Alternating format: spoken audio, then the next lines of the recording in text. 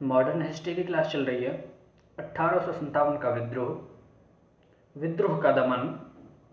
1857 के महाविद्रोह को लगभग एक वर्ष के अंदर ही ब्रिटिश सरकार द्वारा दबा दिया गया। दिल्ली के पतन के साथ ही विद्रोह का केंद्र बिंदु ही नष्ट हो गया। विद्रोह के अन्य नेता बहादुरी के साथ अलग अलग लड़े, परंतु ब्रिटिश सरकार ने उनके खिलाफ एक सुनियोजित एवं लक्ष्य केंद्रित अभियान चलाया। इस अभियान के पास उत्कृष्ट संसाधन तथा कुशल सैन्य अधिकारी थे। विद्रोह के सभी नेता वीरगति को प्राप्त हुए तथा जो बचे थे वे देश छोड़कर चले गए। नाना साहेब कानपुर में पराजित हुए तथा 1859 ईसा में नेपाल की ओर कूच कर गए। फिर उनका कुछ पता न चला। तांतिया टोपे मध्य भारत के घने जंगलों में छिप गए तथा वहीं से छापामार युद्ध अभियान चलाते रहे। 1859 ईसा में एक मित्र की गद्देदारी के कारण वे गिरफ्तार हो गए तथा 15 अप्रैल 1859 को उन्हें फांसी दे दी गई। झांसी की रानी पहले ही वीरगति पा चुकी थी। 1859 ईसा के अंत तक भारत पर पुनः ब्रिटिश सत्ता स्थापित हो चुकी थी। 1857 ईसा से पूर्व सैनिक विद्रोह। 1764 ईसा में बक्सर के युद्ध के समय हेक्टर मुनरो के नेतृत्व में लड़ रही सेना के कुछ सिपाही विद्रोह कर मीर कासिम से मिल गए। 1806 ईसा वेल्लोर में सैनिक विद्रोह। 1824 ईसा बैरकपुर छावनी में दोहरे भत्ते के बिना रंगून जाने के प्रश्न पर विद्रोह। 1825 ईसा असम स्थित तोपखाने में विद्रोह। 1842 ईसा बैरकपुर विद्रोह। 47वीं रेजिमेंट में बर्मा जाने के विरुद्ध विद्रोह। 1830 ईसा सोलापुर में वेतन भत्ते के लिए विद्रोह। 1844 ईसा उचित भत्ते के अभाव में 34वीं एवं 64वीं रेजिमेंट के सैनिकों का विद्रोह के सिंध के सैन्य अभियान पर जाने से इनकार।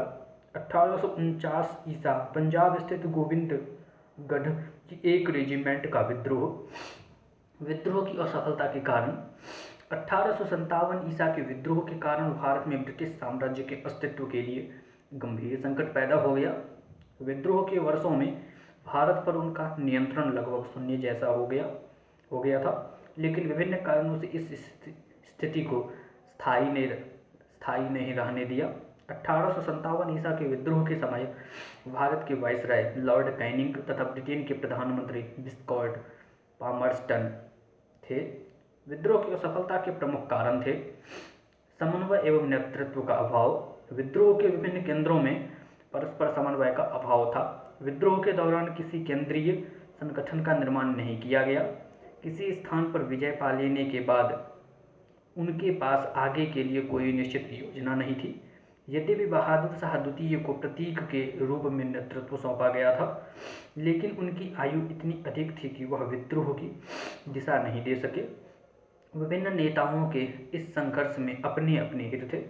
ब्रिटिश साम्राज्य से एक समान शत्रुता ने उन्हें एक साथ ला दिया था, परंतु विद्रोह के समय अनेक योग्य सेनापति अंग्रेजों के पक्ष में शामिल थे, जिन्होंने विद्रोह को दबाने में महत्वपूर्ण भूमिका अदा की। सीमित क्षेत्र तथा राष्ट्रीय भावना का अभाव। देश का एक बहुत बड़ा भाग जैसे बंगाल, पंजाब, कश्मीर, उड़ीसा तथा दक्षिण भारत इससे अछूता रहा था। विद्रोह का क्षेत्र सीमित होने से इसे दबाने में अंग्रेजों को आसानी हुई। इस विद्रोह में राष्ट्रीय भावना का पूर्णतः अभाव था, क्योंकि भारतीय समाज के सभी वर्गों का सहयोग इस विद्रोह को नहीं मिल सका। यद्यपि विद्रोहियों को जनता की सहानुभूति प्राप्त थी, लेकिन पूरे देश उनके साथ नहीं था। शिक्षित व्यापारी भारतीय शासक न केवल उनका समर्थन कर रहे थे, बल्कि अंग्रेजों का सहयोग भी कर रहे थे। अनेक सिपाहियों ने भी विद्रोह में हिस्सा नहीं लिया, बल्कि अंग्रेजों की सहायता की। बम्बई तथा मद्रास की सेनाओं ने विद्रोह में अंग्रेजों का साथ दिया। देसी राजाओं का अंग्रेजों का साथ देना। विद्रोह के दौरान अनेक देसी राजाओं ने कंपनी का साथ दिया। सिखों एवं गोरखाओं ने कई जगह इस विद्रोह को दबाने में कंपनी का सहयोग किया। कश्मीर में गुलाब सिंह ने अंग्रेजों का साथ दिया।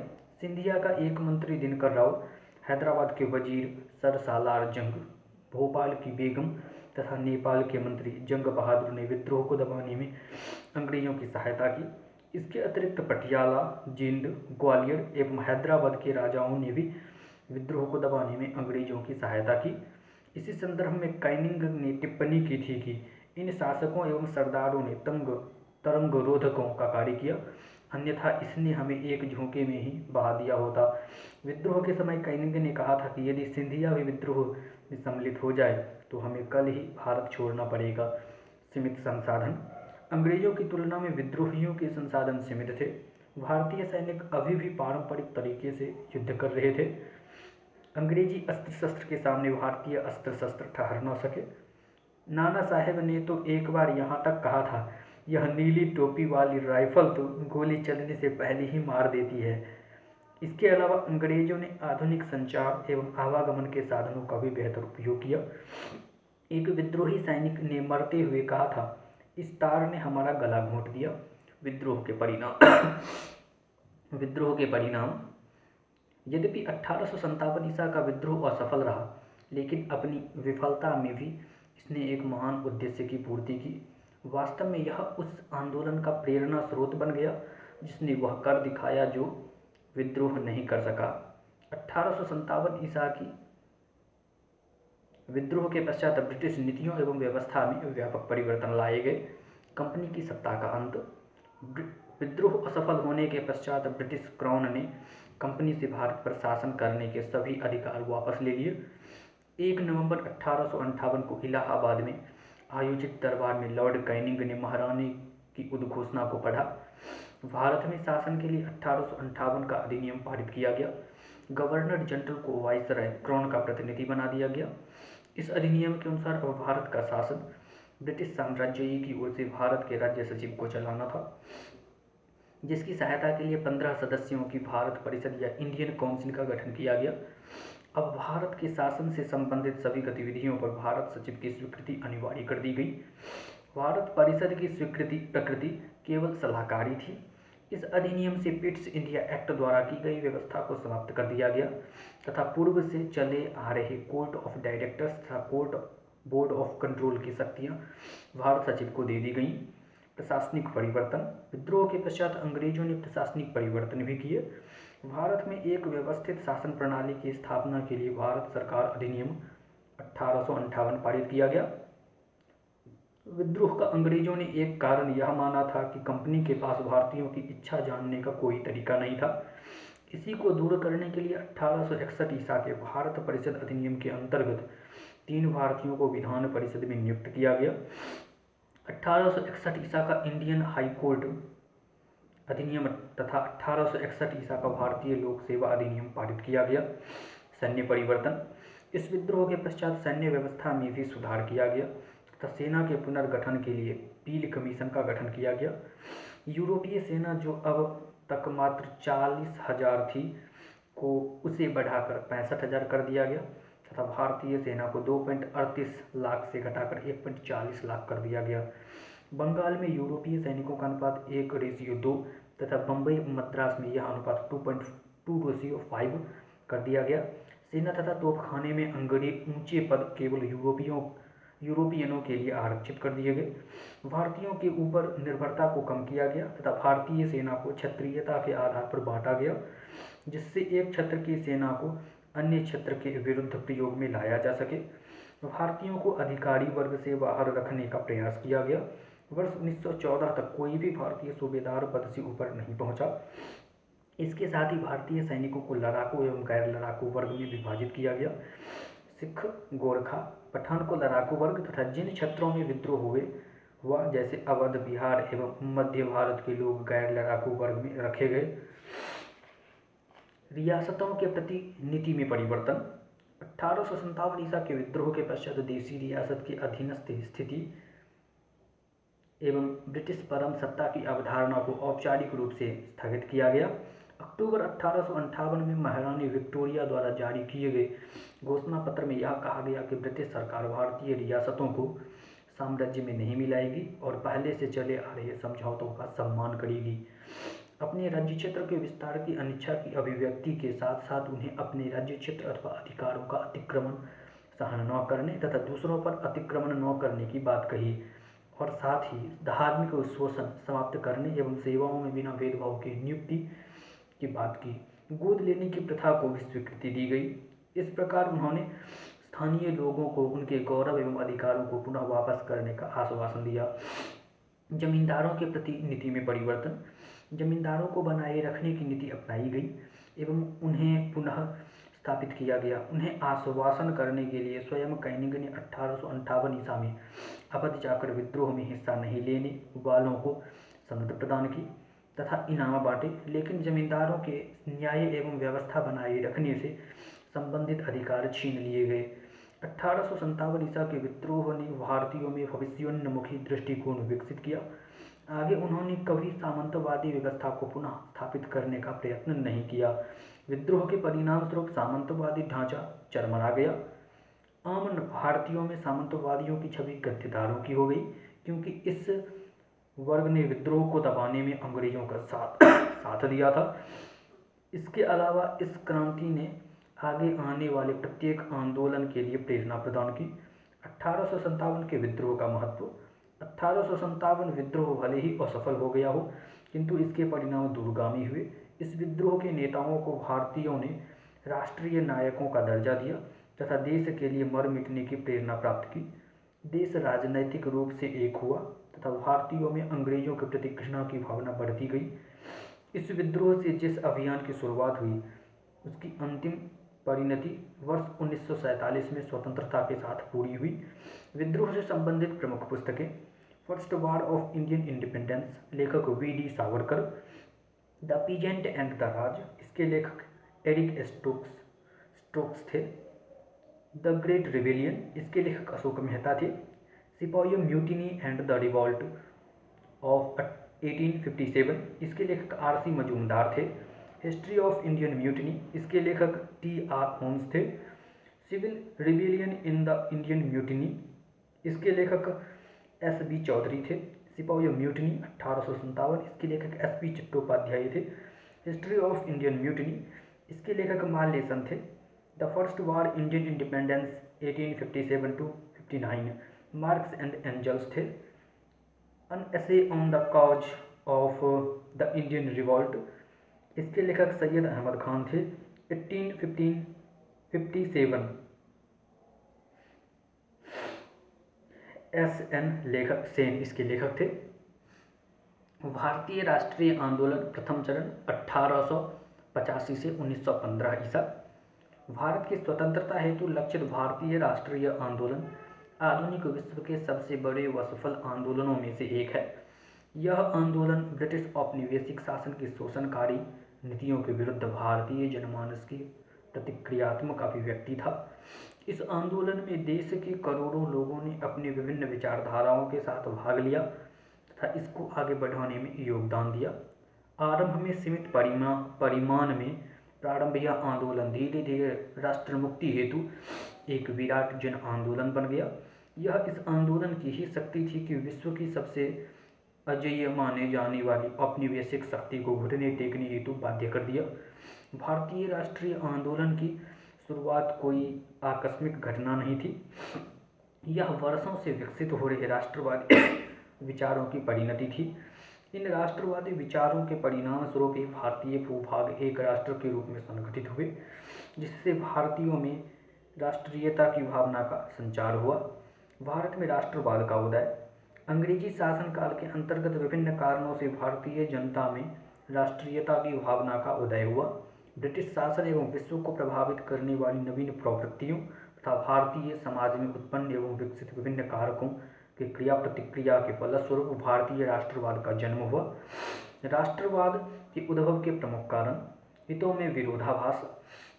ब्रिटिश शासन के अंतर्गत भारतीय हित एवं उपनिवेशवादी हित में स्पष्ट विरोधाभास की स्थिति थी। इन विरोधाभासों को कृषि क्षेत्र, हस्तशिल्प एवं अन्य उद्योग सहित अन्य आर्थिक क्षेत्रों में देखा जा सकता है। इसके अंतर्गत भारत को कच्चे माल के एक स्रोत के रूप में देखा गया तथा कालांतर में एक बाजार के रूप में जो ब्रिटिश उद्योगों के विकास में सहायक हो। इसके अतिरिक्त भारतीय समाज के प्रत्येक वर्ग का उपनिवेशवादी हितों के प्रति विरोध था। प्रशासनिक आर्थिक एकीकरण, ब्रिटिश शासन में व्याप्त अव्यवस्थाओं को सुधारने हेतु तथा सुव्यवस्थित एवं व शक्तिशाली ब्रिटिश सरकार के गठन हेतु राजनैतिक, आर्थिक, प्रशासनिक एकीकरण के प्रयास किए गए। इन्होंने पूरे भारत में एक ही प्रकार की न्यायिक व्यवस्था तथा प्रशासनिक संगठनों का गठन किया। इस प्रकार इसने प्राचीन काल से चली आ रही सांस्कृतिक एकता को एक नए प्रकार की राजनीतिक एकता प्रदान की। प्रशासनिक सुविधाओं तथा राजनीतिक उद्देश्यों को ध्यान में रखते हुए संचार साधनों का विकास किया गया। एकीकरण की इस प्रक्रिया से देश के विभिन्न भागों के लोगों के आर्थिक हित आपस में जुड़ गए तथा संचार साधनों के विकास जैसे डाक और तार सेवाएं, रेल लाइनों का विकास आदि ने भारतीयों में राष्ट्र चेतना को जगाने में योगदान दिया।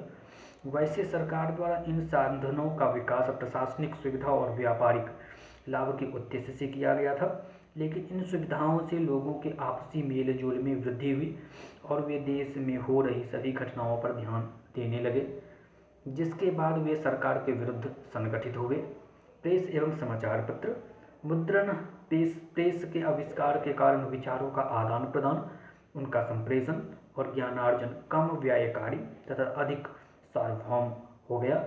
यद्यपि समय समय पर अंग्रेजी शासकों द्वारा प्रेस पर प्रतिबंध लगाए गए, फिर भी भारतीय समाचार का इस काल में बहुत विकास हुआ। 1877 ईसा में प्रकाशित होने वाले विभिन्न भाषाई एवं हिंदी समाचार पत्रों की संख्या लगभग 169 थी तथा इसका विवरण लगभग 1 लाख पाठकों तक था। भारतीय समाचार पत्रों ने जनमत बनाने, राष्ट्रीयता के प्रचार में तथा जनता को शिक्षित करने में महत्वपूर्ण भूमिका निभाई। उदारवादियों ने अपने विचारों को लोगों तक पहुंचाने में इस माध्यम का बहुत अच्छा उपयोग किया। पाश्चात्य चिंता तथा शिक्षा का प्रभाव, पाश्चात्य शिक्षा का प्रसार यद्यपि प्रशासनिक आवश्यकता के लिए किया गया था, लेकिन इससे शिक्षित भारतीयों की पहुंच पाश्चात्य उदारवादी विचारधारा तक हो गए। Bentham, Seeley, Milton, Spencer, Stuart Mill, Paine, Rousseau, Voltaire जैसे प्रसिद्ध यूरोपीय विचारकों के अतिवादी और पाश्चात्य विचारों ने भारतीयों में स्वतंत्रता, राष्ट्रीयता, प्रजातंत्र, समानता, व्यक्तिवाद एवं स्वशासन की भावनाएं जगा दी। सामाजिक धार्मिक सुधार आंदोलन, पाश्चात्य दर्शन तथा विज्ञान के प्रकाश में विभिन्न धार्मिक विश्वासों, रीति रिवाजों तथा सामाजिक प्रथाओं का पुनः परीक्षण किया गया तथा इस हेतु विभिन्न संगठन स्थापित किए गए। ब्रह्म समाज, प्रार्थना समाज, Arya Samaj, theosophical society, Ramakrishna mission आदि अस्तित्व में आए, जिन्होंने हिंदू धर्म में सुधार किए। इसी प्रकार अन्य धर्मों में भी सुधारवादी संस्थाओं का गठन हुआ। इस आंदोलन के प्रभाव में आने से कुछ लोगों में स्वतंत्र होने तथा सामाजिक एकीकरण का दृष्टिकोण विकसित हुए, जिससे राष्ट्रीयता के विकास की पृष्ठभूमि तैयार हुई। लॉर्ड लिटन की प्रतिक्रियावादी नीतियाँ, लिटन ने IAS में भर्ती होने की आयु 21 से घटाकर 19 वर्ष कर दी ताकि भारतीय शिक्षित युवा परीक्षा ही न दे सके। 1876 से 1878 ईसा के बीच के भयंकर अकाल के मध्य दिल्ली में भव्य दरबार का आयोजन कर लाखों रुपये नष्ट कर दिए गए। इसकी आलोचना में कलकत्ता के एक समाचार पत्र में लिखा था, नीरो बंसी बजा रहा था जब रोम जल रहा था। 1878 ईसा का वर्नाक्यूलर देसी भाषा प्रेस एक्ट तथा 1878 ईसा का भारतीय शस्त्र अधिनियम, लिटन की इन नीतियों की ने जातीय कटुता को बढ़ाया तथा सरकार विरोधी आंदोलन को सशक्त किया। भारत के अतीत का पुनः अध्ययन, sir William Jones, Monier Williams, Max Muller जैसे विद्वानों के प्राचीन भारतीय इतिहास में शोध करने के फलस्वरूप भारत की समृद्ध सांस्कृतिक परंपरा का ज्ञान हुआ। कनिंघम जैसे पुरातत्वविदों द्वारा की गई खुदाई ने भारत की महानता एवं गौरव का वह चित्र प्रस्तुत किया जो रोम तथा यूनान की प्राचीन सभ्यताओं से किसी भी पक्ष में कम गौरवशाली नहीं था। इसके साथ ही R.C. भंडारकर, R.L. मिश्र, दयानंद सरस्वती, विवेकानंद आदि विद्वानों ने भारत की सांस्कृतिक विरासत को पुनर्व्याख्यायित कर राष्ट्र की नई तस्वीर पेश की। इससे आत्मसम्मान, राष्ट्रीय स्वाभिमान, राष्ट्र प्रेम एवं राष्ट्रीयता की भावना जागृत हुई। मध्यम वर्गीय बुद्धिजीवियों का उत्थान, अंग्रेजों के प्रशासनिक तथा आर्थिक क्षेत्र की नवीन प्रक्रियाओं से नगरों में एक नवीन मध्यम वर्ग का उदय हुआ। इस नवीन वर्ग ने तत्परता से अंग्रेजी शिक्षा को ग्रहण कर लिया एवं उन्हें रोजगार, सामाजिक प्रतिष्ठा प्राप्त होने लगी। यह नवीन मध्यम वर्ग एक संगठित अखिल भारतीय वर्ग था जिसकी पृष्ठभूमि तो अलग अलग थी, लेकिन ज्ञान, विचार, मूल्य की अग्रभूमि समान थी। इस वर्ग के ज़्यादातर कानून की शिक्षा प्राप्त लोगों को ब्रिटिश कानून की खामियों का ज्ञान था, जिसके आधार पर उन्होंने संघर्ष को बल दिया। इसी वर्ग ने राष्ट्रीय आंदोलन को नेतृत्व प्रदान किया।